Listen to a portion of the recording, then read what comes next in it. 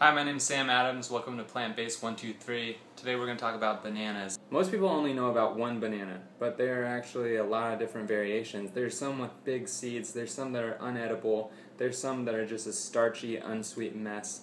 We have bred these to become a sweet little candy treat, and they're not always going to be bright yellow. These are organic bananas I got. I bought a whole box of them. It was only 30 bucks.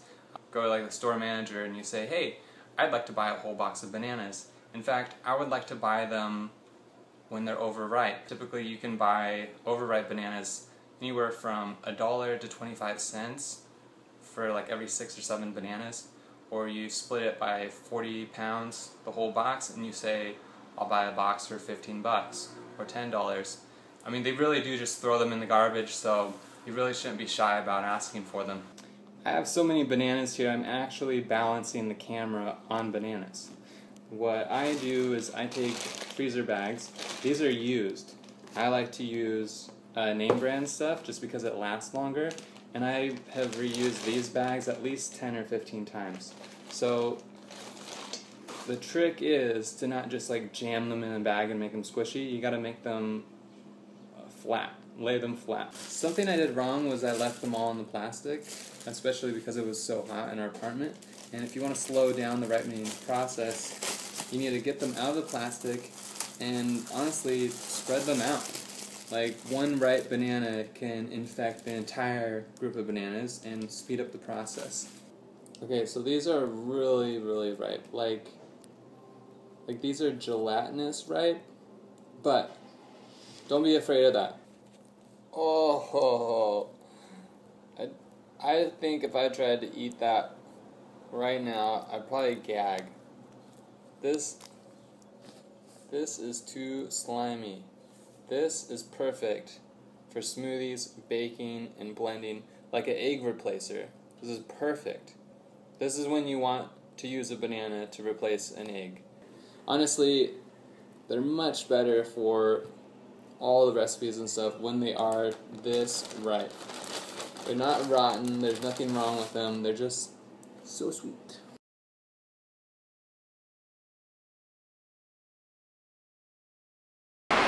These are bananas you might see in the store,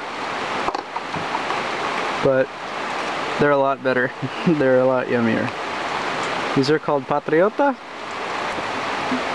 In Spanish, en Ngobere, they're called barang.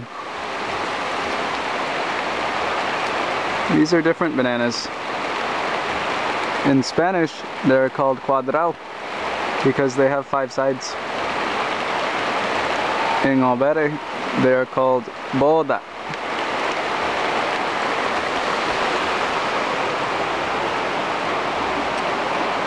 These are tiny bananas. They're called manzana in Ngobere. In Spanish, they're called primitivo.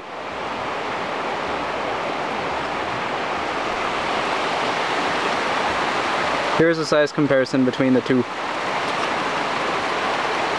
These are very yummy. These are alright. These are my favorite.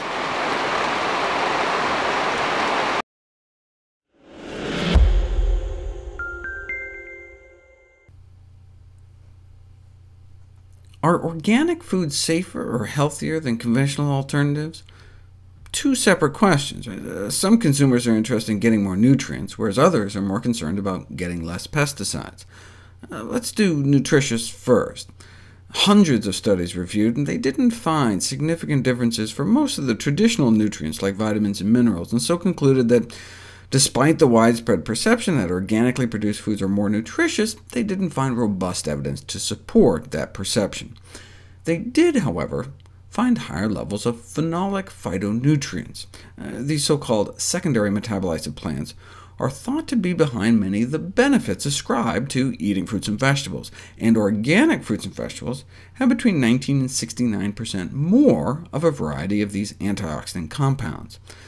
The theory was that these phytonutrients are created by the plant for its own protection. For example, broccoli releases the bitter compound sulforaphane when the plant is chewed to ward off those who would eat it. Bugs take a bite and be like, ew, this tastes like broccoli. But pesticide-laden plants are bitten less by bugs, and so may be churning out less of these compounds, whereas plants raised organically are in a fight for their lives and necessarily have to produce more protection. That was the theory anyway, but we don't have good evidence to back it up. More likely it has to do with the fertilizer. Plants given high-dose synthetic nitrogen fertilizers may divert more resources to growth rather than defense.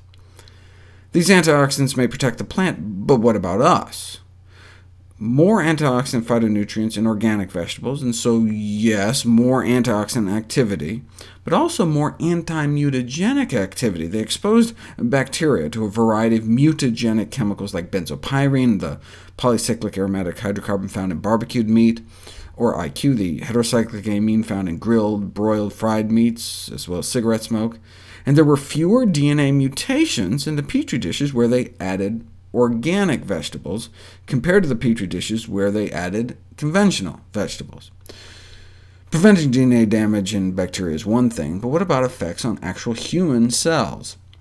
For example, yes, organic strawberries may taste sweeter and better, and have higher antioxidant activity and more phenolic phytonutrients, but let's stack them up head-to-head against human cancer cells. Extracts from organically grown strawberries suppress the growth of colon cancer cells and breast cancer cells significantly better than extracts from conventional strawberries. Now, this was dripping strawberries directly onto cancer cells and growing in a lab, but as we saw, there are real-life circumstances in which strawberries come in direct contact with cancerous and precancerous lesions, reversing the progression of esophageal cancer, and so presumably organic strawberries would work even better, but they weren't tested. So although in vitro studies showed higher antioxidant and higher anti-mutagenic activity, as well as better inhibition of cancer cell proliferation, clinical studies on the impact of eating organic on human disease simply haven't been done.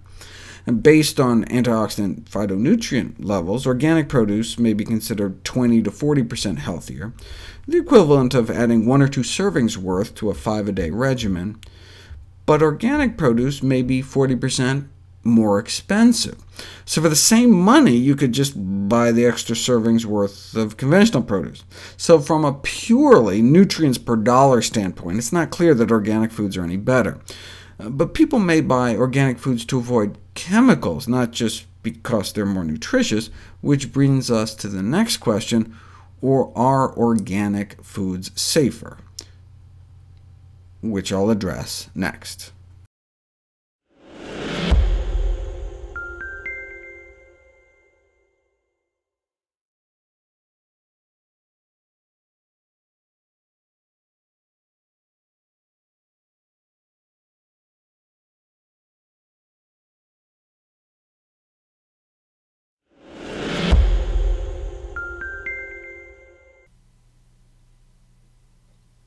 Remember this study, in which garlic won out as the #1 anti-cancer vegetable? Well, let's see what it can do. This is what's called a COMET assay, currently the standard technique for the evaluation of DNA damage. What you're looking at is the DNA of a single cell, a normal human breast cell, as visualized under a fluorescence microscope. It's in an electric field trying to pull the negative charged DNA to the right, but our DNA is normally supercoiled tightly together. But you add a carcinogen, like in this case the cooked meat chemical FIP, that literally breaks up our DNA, you can see the chopped pieces of DNA breaking away and flowing out in kind of like the tail of a comet, which is why they call it the comet tail test. The larger the tail, the more DNA has been broken off into pieces. But if you repeat the experiment, and this time, what if you add the same amount of carcinogen, but also add in some garlic phytonutrients at the same time? You get some damage, some DNA breakage, but not as much as before. which kind of garlic would be expected to work the best, garlic or elephant garlic, the so-called garlic for people who don't like garlic? And the answer appears to be garlic. Garlic is best. What about flavonoid phytonutrients found in fruits, vegetables, nuts, and grains? Here are the top 100 sources in the world. Do they have a protective effect on the meat mutagen-induced DNA damage? They took white blood cells from healthy individuals and colon cancer patients and exposed them to increasing doses of two cooked meat carcinogens, IQ, found mostly in fried bacon and baked fish, and FIP, found mostly in fried bacon, fish, and chicken. They used the Comet assay again, measuring how much DNA was broken off in the tail, and as you can see, as the concentration of meat mutagens increases, so does the DNA damage. They then continued to pump in that meat mutagen at the highest level, but started adding some plant phytonutrients. Quercetin, found in foods like apples, red onions, and berries, and rutin, found in like citrus, buckwheat, and asparagus. Even as the highest carcinogen dose continues, adding plant phytonutrients starts to bring the damage down. That happened in both healthy individuals, the solid line, and cancer patients, the dashed line. But I want you to notice something else. Even at a zero concentration of cooked meat chemicals, there was more DNA damage present in the white blood cells circulating in cancer patients. And they didn't have blood cancer, they had colon cancer. Even though the cancer was just in their colon, their whole body was affected by the disease state. Their whole body was under increased oxidative stress, inflicting significantly higher DNA damage. Or maybe the DNA damage came first, and is one of the reasons they have cancer in the first place. Either way, cancer patients experienced less reduction of induced DNA damage, suggesting that higher concentrations of flavonoid would be required to achieve the same protective effect. So cancer and other chronic disease victims need even more fruits and vegetables to reduce the damage done by carcinogens.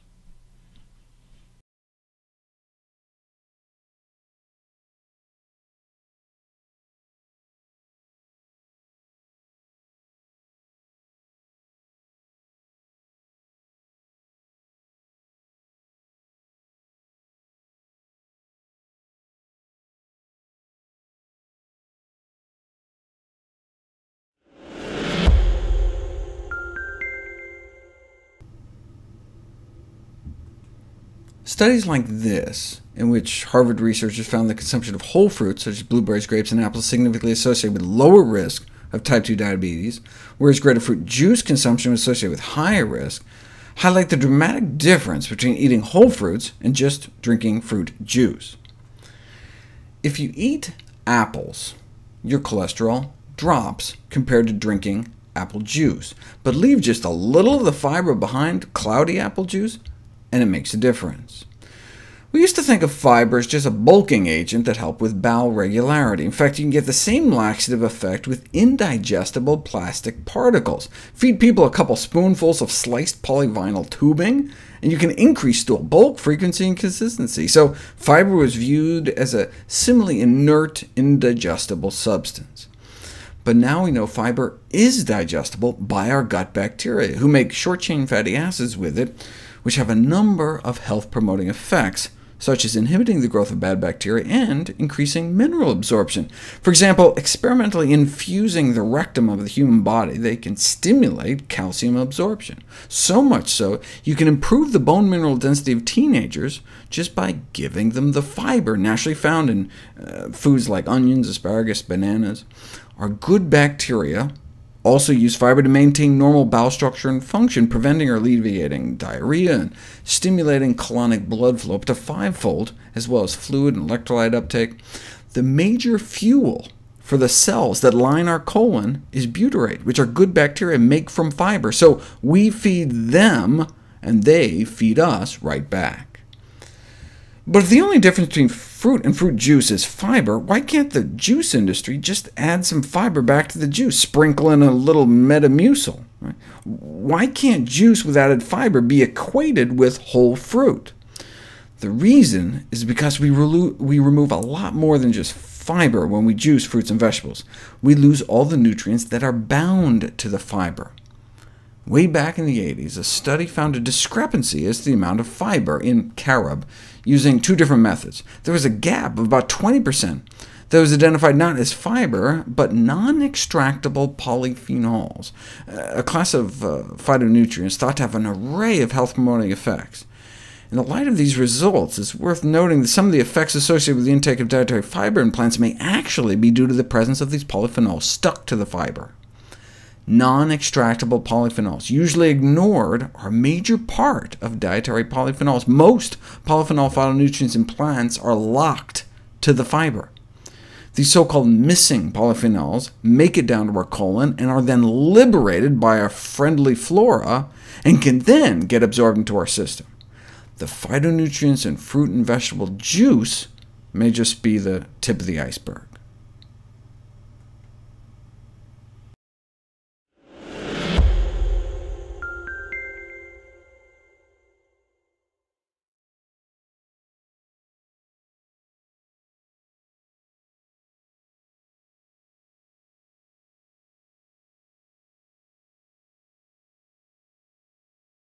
Hi, my name is Carl Winter. I'm a spokesperson for the Institute of Food Technologists. I'm also a food toxicologist on the faculty at the University of California at Davis. Today I'm talking about food safety issues that result from the presence of potentially dangerous chemical contaminants in our food. In the last segment, we discussed the basic principles of toxicology and how it was the dose that makes the poison. It's the amount of a chemical rather than its presence or absence that determines the potential for harm. This is really important when we talk about chemical contaminants in the food supply, because our laboratories are capable of detecting very tiny amounts of chemicals in the food, so we can often identify the presence of these chemicals. The most important thing from a toxicological perspective is to determine whether those amounts are of health concern. Fortunately, for most of the chemical contaminants that we find in the food supply, even though we can detect them, the amounts that we're exposed to are very, very low. In many cases, thousands or hundreds of thousands of times lower than amounts that we can feed laboratory animals that don't show any effects in those laboratory animals. What I'll be talking about in the next segment will be how scientists determine what's an acceptable level of exposure to these chemicals, and then how some of these chemical contaminants compare with respect to those allowable levels.